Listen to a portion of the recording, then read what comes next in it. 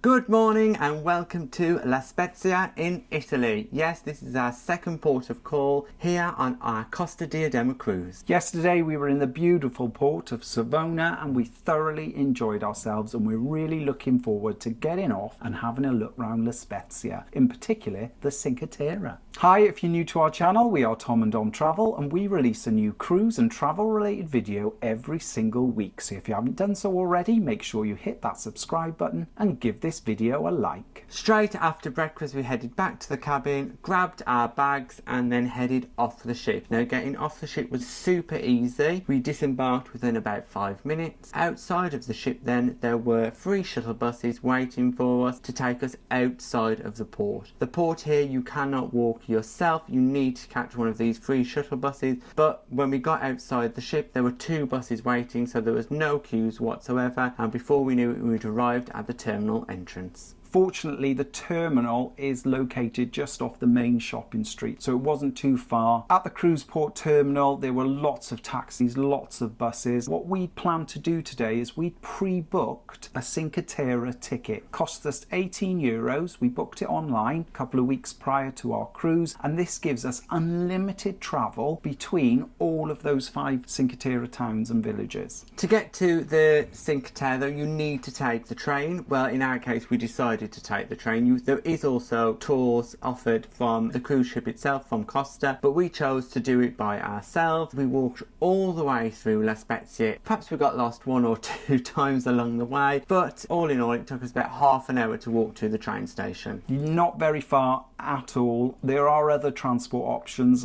at the cruise terminal. There were taxis and buses that were all offering sort of trips to the main central train station, but we saved ourselves some money by walking, and we did experience some spectacular views and some traditional Italian architecture. Once we arrived at the train station, as we said, we had pre-booked our ticket, so there was no need to do any of that messing around with buying a ticket or validating the ticket. But it is important that we tell you about it anyway. You must buy yourself a ticket before you board the train, and more importantly you need to validate that ticket before getting on the train itself. You could avoid all that by buying your tickets in advance online. The online ticket that we bought didn't need to be validated, as it had a specific time and date in which we could use it printed on the ticket itself, so no need to validate and queue and have to worry about all of that fuss. The trains between La Spezia and the Cinque Terre towns run every 20 minutes during the peak season. Now fortunately we're here just at the beginning of November, which is the end of the peak season, so those trains were frequent and incredibly comfortable. Yes, those trains are really modern and there is plenty of seating. There's also USB ports and plug sockets available if you need them. All in all, the train journey to the first of the towns was probably only about 15 minutes, but we chose to go all the way to the end of the line. Unfortunately, the first 2 towns and villages were closed due to extreme weather, so we made our way to the end of the line just so we could make our way back, and to get to Monterosso from La Spezia took us around about 30 minutes, not long at all. Once we arrived in Monterosso, we headed down a couple of flights of stairs and we arrived in the main town centre. Now Monterosso is pretty flat and it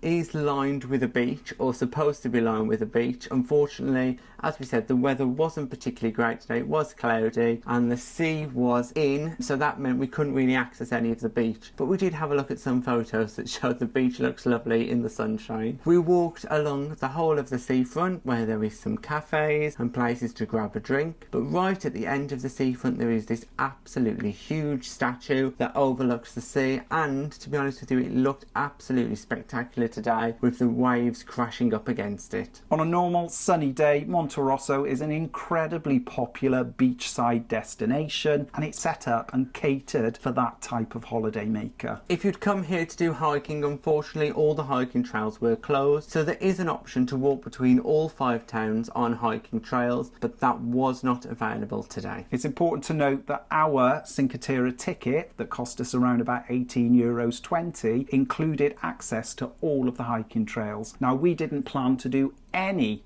hiking at all. However, a single trip between each individual town cost €5 each. So if you're looking to visit more than one of the towns in the Cinque Terre, it's going to be worth your while purchasing one of these tickets. After spending around half an hour there in the first town, Monterosso, we got back on the train for about 5 minutes and entered the second of the towns, Vernazza. Now this was truly a spectacular little town. Beautiful, narrow little streets, shops and cafes all lining the main sort of walkway down towards the harbour. Absolutely beautiful. It was spectacular. This is the place where you can get lots of souvenirs. There's limoncello shops, there's small cafes selling pizza and coffees. There's some really, really nice boutique type shops here. It does feel much more of that typical Italian town. As you walk through the main town, you get to the harbour and it was picturesque, beautiful. It was a little bit windy and the waves were sort of crashing over the harbour wall, but it was still very, very beautiful. They had predicted rain, but it was overcast, but fortunately we didn't have any rain. Right at the front is restaurant Luca, so we know this area of Italy is where Luca the Disney film is based, so if you are a Disney fan, maybe this is worth a visit. We decided to sit down and experience some authentic Italian food and beverages. We ordered ourselves a pizza and some traditional Italian wine, which were both spectacular. We only went for a margherita pizza because we wanted to keep it simple. I don't know what they do here in Italy, but they do pizzas better than anywhere else. We sat down for lunch with Sisters on the Seas who had accompanied us on this trip, and they also ordered pizza and shared with us that bottle of wine. After our spectacular lunch there in the second of the towns in La Cinque Terre, we then headed into a church. Now this church was quite unusual as it was built above those crashing waves of the sea. Really traditional, really like medieval feel to it. It was very dark, it was built out of individual stones, and it was beautiful. Very different to the churches we've been to recently. Mm-hmm.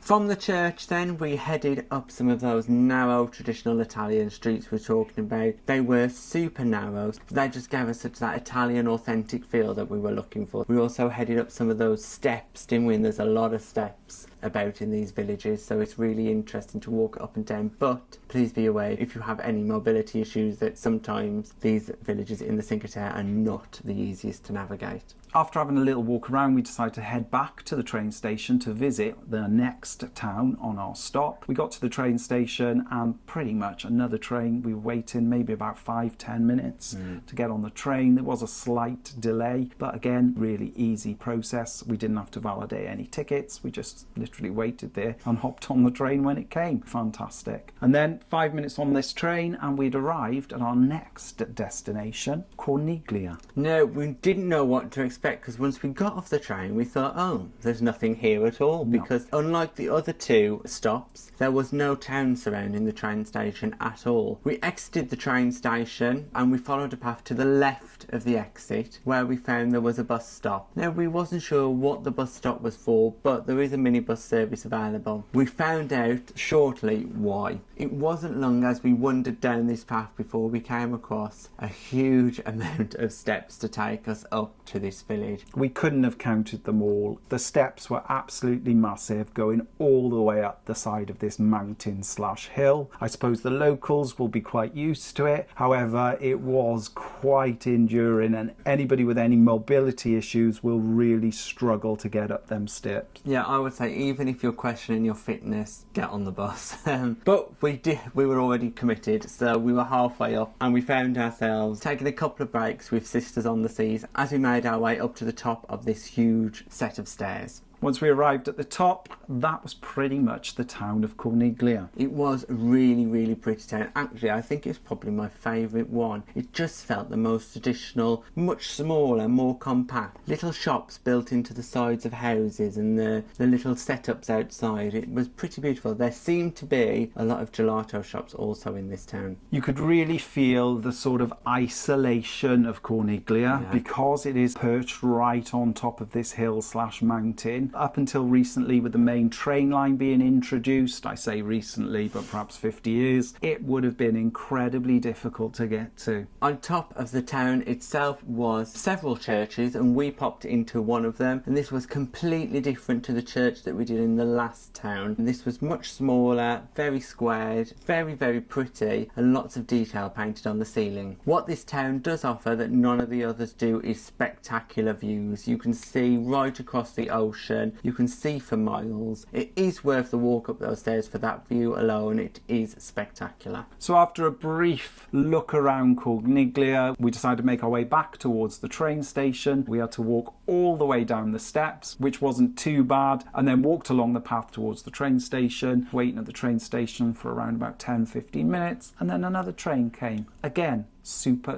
easy. The journey took us about 15 minutes to get back to La Spezia. Once we got to La Spezia, we exited the train. We found ourselves walking back through the main shopping area of La Spezia, which is really easy to navigate, and there's several signs along the way which tell you the way back to the cruise terminal, so there shouldn't be any difficulty in finding your way back to the ship. The main shopping street of La Spezia is massive and has many different shops. If you're looking to do a bit of shopping, perfect destination. It is filled with towering apartment blocks that feel really traditional, have those Italian balconies, so it's lovely just to have a walk around. After about a 25-minute walk, we arrived back at the cruise terminal. It was a very straightforward process. We walked through the cruise terminal onto a waiting shuttle bus, and then it drove us straight back to Diadema. No queuing whatsoever. We were straight back on the ship through security. Done. We'd had an absolutely fantastic day in La Spezia and exploring the Cinque Terre. We're a little bit disappointed that we didn't manage to visit all 5, but realistically, in one day, 3 was about the right amount. We would have struggled for time if we tried to squeeze in all 5, and perhaps we might have just rushed some of those towns and villages as well. So I think 3 is a good number,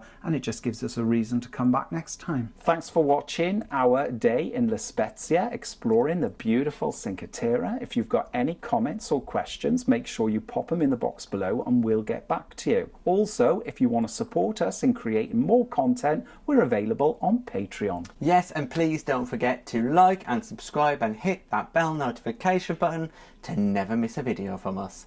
Thanks for watching. Bye bye.